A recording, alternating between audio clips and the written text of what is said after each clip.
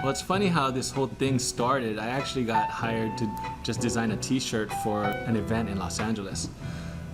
During the course of designing it and filming the video for it, I made a comment towards the end talking about how perfect the game was and the gameplay was, but it was just lacking a little something, and I put it out there that it was lacking graffiti.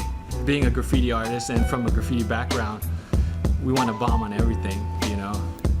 That's the whole point, getting up, you know, and I saw it as a means to get up, so I put it out there, you know, not knowing what would come about it or come out from it, and to my surprise, they liked the idea, so much so that they hired me to come in and bomb the shit out of the game.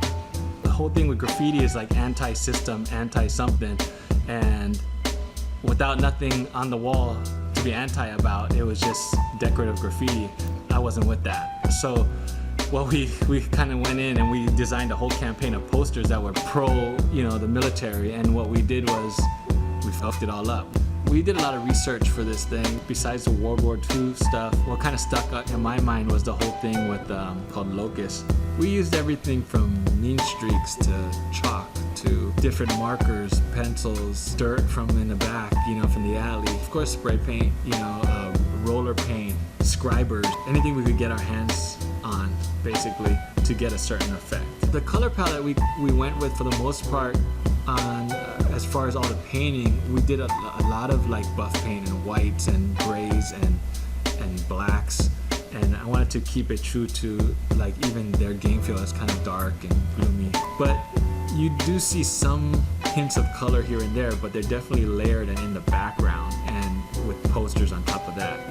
You got the vintage posters on top of some colorful graffiti with buff paint on it, and then we think we're finished, and then we go and buff the whole thing out, you know, and then so it was definitely a process.